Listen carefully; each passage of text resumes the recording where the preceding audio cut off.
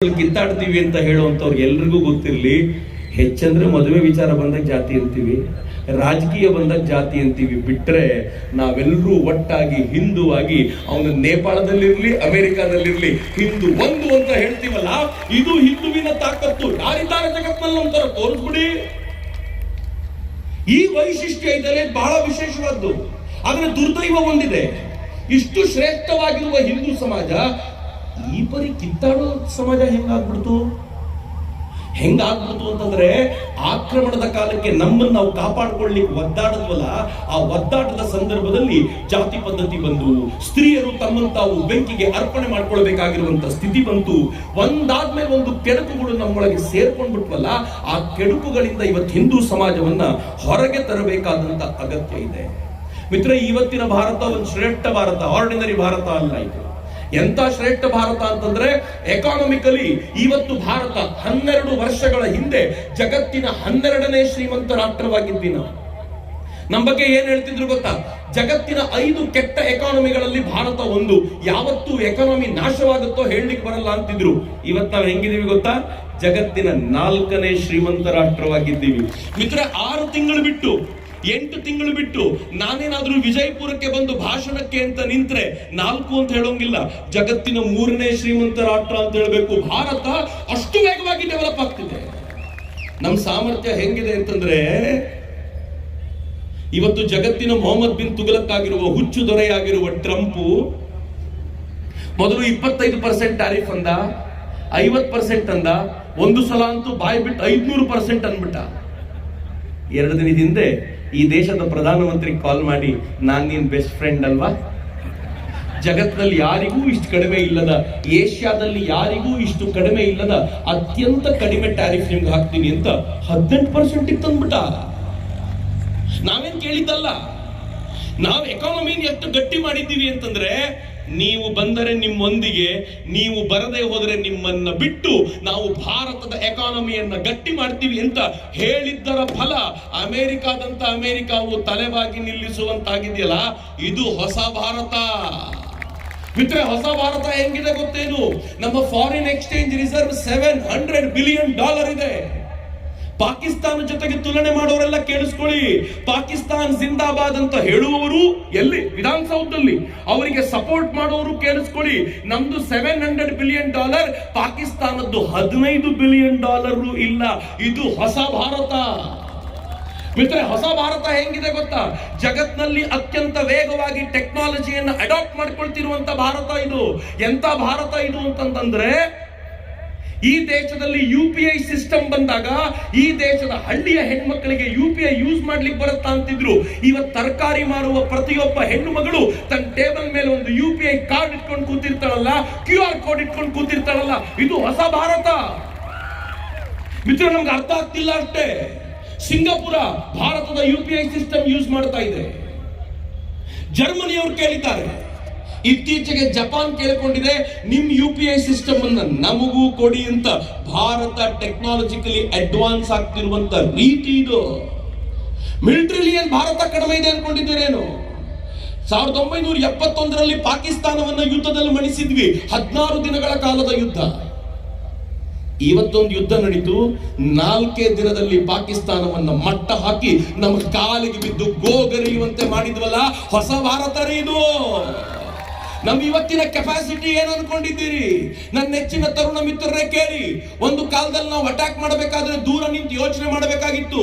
ಇವತ್ತು 400 ಕಿಲೋಮೀಟರ್ ದೂರ ನಿಂತ್ಕೊಂಡು ನಾವು ಹಾರಿಸಿದ ಬ್ರಹ್ಮೋಸ್ ಪಾಕಿಸ್ತಾನದ ಯಾವ ಭಾಗದಲ್ಲಿ, ಎಷ್ಟು ಅಳತೆಯಲ್ಲಿ, ಯಾರ ಮನೆಯ ಮೇಲೆ ಬೀಳಬೇಕು ಅಂತ ನಿಶ್ಚಯ ಮಾಡಿದ್ರೆ ಅವನ ಮನೆಯ ಮೇಲೆ ಹೋಗಿ ಬೀಳುತ್ತಲ್ಲ.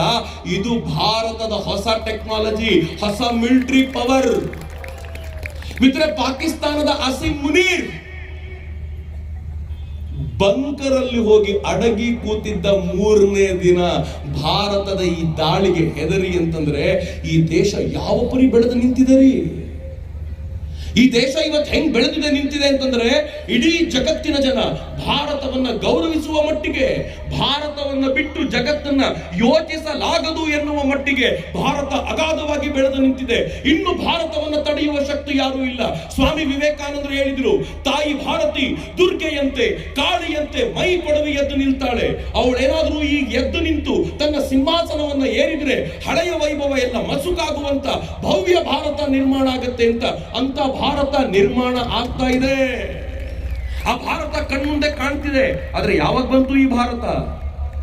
ಯಾವತ್ತು ಹಿಂದೂ ಒಟ್ಟಾದ್ನೋ ಆವತ್ತು ಬಂತು. ಹಿಂದೂ ಒಮ್ಮೆ ಒಟ್ಟಾದ ನಾವೆಲ್ಲರೂ ಸೇರ್ಕೊಂಡು ರಾಮ ಮಂದಿರವನ್ನು ಕಟ್ಟಲಿಕ್ಕೆ ಸಾಧ್ಯ ಆಯಿತು. 500 ವರ್ಷಗಳಿಂದ ಬಡದಾಡ್ತಾ ಇದ್ರು ಎಲ್ಲರೂ ರಾಮ ಮಂದಿರ ಬೇಕು ಅಂತ. ಆಗಿರ್ಲಿಲ್ಲ. ನಮ್ಮ ಕಾಲಘಟ್ಟ, ಪುಣ್ಯದ ಕಾಲಘಟ್ಟ, ರಾಮ ಮಂದಿರ ನಿರ್ಮಾಣ ಆಯಿತು. ರಾಮನಲ್ಲ ಪ್ರತಿಷ್ಠಾಪನೆಗೊಂಡ ಕೋಟ್ಯಂತರ ಜನ ಇವತ್ತು ಅಯೋಧ್ಯೆಗೆ ಹೋಗ್ತಾರೆ. ಎಲ್ಲಿ ರಾಮ ಹುಟ್ಟಿದ್ನೋ ಆ ಜಾಗದಲ್ಲಿ ರಾಮ ಮಂದಿರ ನಿರ್ಮಾಣ ಆಯಿತು. ಶಿವನ ಪೂಜಕರು ಬಹಳ ಜನ ಇದ್ದೀರಿ. ಕಾಶಿಯಲ್ಲಿ ಶಿವನ ವಿಗ್ರಹ ಇವತ್ತು ಎಲ್ಲಿದೆಯಲ್ಲ, ಒರಿಜಿನಲ್ ಟೆಂಪಲ್ ಅಲ್ಲ ಅದು. ಆ ಟೆಂಪಲ್ ಮೇಲೆ ಆಕ್ರಮಣ ಆದ ನಂತರ ಮೂಲ ವಿಗ್ರಹವನ್ನ ತೆಗೆದು ಕಾಲ್ ತೊಳಿಲಿಕ್ಕೆ ಇಡ್ತಾರಲ್ಲ, ಆ ಜಾಗದಲ್ಲಿ ಇಟ್ಕೊಂಡಿದ್ರಿ ವಿಗ್ರಹ. ಅಹಲ್ಯಾಬಾಯಿ ಹೋಳ್ಕರ್ ಬಂದು ಈ ಅಯೋಗ್ಯರ ತಂಟೆಯೇ ಬೇಡ, ಈ ಕೆಡುಕರ ತಂಟೆಯೇ ಬೇಡ ಅಂತ ಪ್ರತ್ಯೇಕ ಮಂದಿರವನ್ನು ಕಟ್ಟಿಸ್ಬಿಟ್ರು. ನಾವೆಲ್ಲರೂ ಆ ಮಂದಿರಕ್ಕೆ ಹೋಗ್ತೀವಿ. ಆದ್ರೆ ಶಿವನ ವಾಹನ ನಂದಿ ಕೇಳಬೇಕಲ್ಲ. ನೀವು ಬೇಕಿದ್ರೆ ಹೋಗ್ರಪ್ಪ, ನನ್ನ ದೇವ್ರು ಈ ಕಡೆನೇ ಇದ್ದಾನೆ, ನಾನ್ ಮಾತ್ರ ಮುಖ ತಿರುಗಿಸಲ್ಲ ಅಂತ ಇವತ್ತಿಗೂ ಒರಿಜಿನಲ್ ಮಂದಿರದ ಕಡೆ ಮುಖ ತಿರುಗಿಸಿ ಕೂತಿದ್ದಾನೆ. ಹಿಂದೂ ಒಟ್ಟಾಗಿ ನಿಂತ ಅಂತಂದ್ರೆ ಒರಿಜಿನಲ್ ಟೆಂಪಲ್ ಓಪನ್ ಆಗುವ ಕಾಲವು ದೂರ ಇಲ್ಲ. ಹಿಂದೂ ಒಟ್ಟಾಗಿ ನಿಂತ ಅಂತಂದ್ರೆ ಮಥುರಾದಲ್ಲಿ ಕೃಷ್ಣ ವಾಪಸ್ ಬರುವಂತ ಕಾಲಗಳು ದೂರವಿಲ್ಲ. ಸಮಯ ಹತ್ರ ಬಂದಿದೆ ಅಷ್ಟೇ. ನಾವೆಲ್ಲರೂ ಬಲವಾಗಿ ಒಗ್ಗೂಡಬೇಕಾಗಿರುವಂತ ಕಾಲ ಇದು. ನಾವ್ ಎಲ್ಲಿವರೆಗೂ ನಮ್ಮ ನಡುವೆ ಜಾತಿಗಳ ಹೆಸರಲ್ಲಿ ಡಿವೈಡ್ ಆಗಿರ್ತೀವೋ, ಎಲ್ಲಿವರೆಗೂ ಉತ್ತರ ಕರ್ನಾಟಕ ದಕ್ಷಿಣ ಕರ್ನಾಟಕ ಅಂತ ಕಿತ್ತಾಡ್ತಿರ್ತೀವೋ, ಎಲ್ಲಿವರೆಗೂ ಉತ್ತರ ಭಾರತ ದಕ್ಷಿಣ ಭಾರತ ಅಂತ ಕಿತ್ತಾಡ್ತಿರ್ತೀವೋ, ಎಲ್ಲಿವರೆಗೂ ನಮ್ಮ ನಡುವೆ ಈ ಜಗಳವನ್ನ ಉಳಿಸ್ಕೊಂಡಿರ್ತೀವೋ, ಅಲ್ಲಿವರೆಗೂ ಈ ಭಾರತವನ್ನ ನಾವು ಒಟ್ಟಾಗಿ ಕಟ್ಟಲಿಕ್ಕೆ ಸಾಧ್ಯವಾಗೋದಿಲ್ಲ ಮಿತ್ರರೇ. ಆ ಕಾರಣಕ್ಕೆ ನಿಮ್ಮನ್ನು ಕಳಕಳಿಯಿಂದ ಕೇಳ್ಕೊಳ್ತೀನಿ, ಒಟ್ಟಾಗಬೇಕು. ನಾವು ಯಾಕೆ ಒಟ್ಟಾಗಬೇಕು ಅಂದ್ರೆ, ಆಗಬೇಕಾಗಿರೋ ಕೆಲಸ ಇನ್ನೂ ಬಹಳಷ್ಟಿದೆ. ಎಲ್ಲ ಮುಗಿದೋಗ್ಲಿಲ್ಲ ರೀ. ನಮ್ಮೆಲ್ಲ ದೇವಸ್ಥಾನಗಳು ಇನ್ನೂ ಸರ್ಕಾರದ ಕಂಟ್ರೋಲ್ ಅಲ್ಲಿ ಇವೆ. ಸರ್ಕಾರದ ಕಂಟ್ರೋಲ್ ಅಲ್ಲಿ ಇಟ್ಕೊಂಡಂತವ್ರು ಎಂತೆಂಥವ್ರು ಕೂತಿದ್ದಾರೆ ಅಂತಂದ್ರೆ, ತಿರುಪತಿ ತಿಮ್ಮಪ್ಪನಿಗೆ ಲಡ್ಡು ಮಾಡಿಸ್ರಪ್ಪ ಅಂತಂದ್ರೆ ಕೊಬ್ಬು, ಯಾವುದರ ಈ ಪ್ರಾಣಿಗಳ ಕೊಬ್ಬನ್ನ ಹಾಕಿ ತುಪ್ಪ ಅಂತ ಕರೆದು ಲಡ್ಡು ಮಾಡಿಕೊಡ್ತಾರೆ. ಯಾಕೆ? ಸರ್ಕಾರದ ಅಡಿಯಲ್ಲಿ ಆ ದೇವಸ್ಥಾನ ಇದೆ ಅಂತ. ಅಯ್ಯಪ್ಪ ಸ್ವಾಮಿಗೆ ಚಿನ್ನದ ಕೊಡುಗೆಗಳನ್ನು ಕೊಟ್ಟಿದ್ರೆ ಆ ಚಿನ್ನದ ಮೇಲ್ಪದರವನ್ನ ಕರಗಿಸಿ ಲೂಟಿ ಹೊಡೆಯುವಂತ ಅಯೋಗ್ಯರಿದ್ದಾರೆ. ಯಾಕೆ? ಸರ್ಕಾರ ಇನ್ನು ದೇವಸ್ಥಾನದ ಕೈನಲ್ಲಿದೆ, ದೇವಸ್ಥಾನಗಳಿನ್ನು ಸರ್ಕಾರದ ಕೈಲಿದೆ. ನಾವೀಗ ಉಲ್ಟಾ ಮಾಡಬೇಕಾಗಿದೆ. ಸರ್ಕಾರಗಳನ್ನು ದೇವಸ್ಥಾನದ ಕೈಯಲ್ಲಿ ತಂದು ದೇವರನ್ನ ಆಳ್ವಿಕೆಗೆ ಕೂರಿಸುವಂತ ಹೊತ್ತು ಈಗ ಬಂದಿದೆ. ಈ ಸಂದರ್ಭ ಹೆಂಗಿದೆ ಅಂತಂದ್ರೆ, ನಾವು ಬಲವಾಗಿ ನಿಂತ್ರೆ ಇದೆಲ್ಲವೂ ಸಾಧ್ಯವಾಗತ್ತೆ. ಮಿತ್ರೆ, ಆಗುತ್ತಾ ಅಂತ ನೀವೇನಾದ್ರೂ ಕೇಳಿದ್ರೆ ಆಗಲ್ಲ ಅಂತ ಹೇಳುವ ಧೈರ್ಯ ಇವತ್ತಂತೂ ನನಗಿಲ್ಲ. ಯಾಕೆ ಅಂತಂದ್ರೆ, ಒಬ್ಬ ಹುಡುಗ ಇದೇ ರೀತಿ ಯೋಚನೆ ಮಾಡಿದ. ಈ ದೇಶವನ್ನ ಹಿಂದೂ ರಾಷ್ಟ್ರ ಮಾಡ್ತೀನಿ ಅಂತ ಯೋಚನೆ ಮಾಡಿದ. ಅದಕ್ಕೆ ಏನ್ ಮಾಡ್ತೀಯಾ, ಒಂದ್ 8 ಜನ ಹುಡುಗರು ಸೇರಿಸ್ಕೊಂಡು ಕಬಡ್ಡಿ ಆಡ್ಲಿಕ್ಕೆ ಶುರು ಮಾಡಿದ. ಯಾರೋ ತಮಾಷೆ ಮಾಡಿದ್ರು, ಕಬಡ್ಡಿ ಆಡಿದ್ರೆ ಹಿಂದೂ ರಾಷ್ಟ್ರ ಆಗುತ್ತೇನೆಯಾ? ಅವನಂತ ನೋಡ್ತಾ ಇರಿ. ಒಂದಿನ ಈ ಕಬಡ್ಡಿ ಆಡೋ ಹುಡುಗರ ಹಿಂದೂ ರಾಷ್ಟ್ರ ಕಟ್ತಾರೆ ಅಂತ 100 ವರ್ಷಗಳ ಹಿಂದೆ ಹೇಳಿದ. ರಾಷ್ಟ್ರೀಯ ಸ್ವಯಂ ಸೇವಕ ಸಂಘ ಅನ್ನುವಂತ ಹೆಸರಾಯ್ತು. ಇವತ್ತು ರಾಷ್ಟ್ರೀಯ ಸ್ವಯಂ ಸೇವಕ ಸಂಘ ಎಷ್ಟು ಅಗಾಧವಾಗಿ ಬೆಳೆದು ನಿಂತಿದೆ ಅಂತಂದ್ರೆ, ಇಡೀ ಜಗತ್ತು ಮಾತನಾಡುತ್ತೆ, ಭಾರತ ಹಿಂದೂ ರಾಷ್ಟ್ರವಾಗುವಂತ ದಿನಗಳು ದೂರ ಇಲ್ಲ. ಪಿಂಕ್ ಕಲರ್ ಕಲ್ಲು, ಆ ತರದ ಕಲ್ಲನ್ನು ನೋಡ್ಲೇ ಇಲ್ಲ. ವಿಶೇಷವಾಗಿರುವಂತ ಕಲ್ಲಿನ ಶಿವಲಿಂಗ ಯಾವುದೋ ಆಕ್ರಮಣದ ಕಾಲದಲ್ಲಿ ಅದನ್ನು ಮುಚ್ಚಿಟ್ಬಿಟ್ಟಿದ್ರಂತೆ, ಈಗ ಮೇಲ್ ಬಂದಿದೆ. ಕೃಷ್ಣಾ ನದಿಯಲ್ಲಿ ಒಂದು ರಾಮನ ವಿಗ್ರಹ ಸಿಕ್ತು ಕೆಲವು ವರ್ಷಗಳ ಹಿಂದೆ. ಯಾರೋ ಹೇಳಿದ್ರು ಅಯೋಧ್ಯೆಯ ರಾಮನಲ್ಲ ಮೂಲ ವಿಗ್ರಹ ಇದೆ, ಆಕ್ರಮಣದ ಕಾಲಕ್ಕೆ ಯಾರೋ ತಂದು ಮುಚ್ಚಿಟ್ಟಿದ್ರು, ಈಗ ದೇವರ ಆಚೆ ಬಂದಿದ್ದಾನೆ ಅಂತ. ದೇವರಿಗೂ ವಿಶ್ವಾಸ ಬಂದಿದೆ, ಈಗ ಆಚೆ ಬಂದ್ರೆ ಇವರೆಲ್ಲರೂ ಚೆನ್ನಾಗಿ ನೋಡ್ಕೊಳ್ತಾರೆ ಅಂತ. ಭಗವಂತನೂ ನಮ್ಮ ಮೇಲೆ ಇಷ್ಟು ವಿಶ್ವಾಸ ಇಟ್ಟಿರುವಾಗ ನಾವು ಮಾತ್ರ ಕೈ ಕಟ್ಕೊಂಡು ಕುಳಿತರೆ ಹೆಂಗ್ರಿ?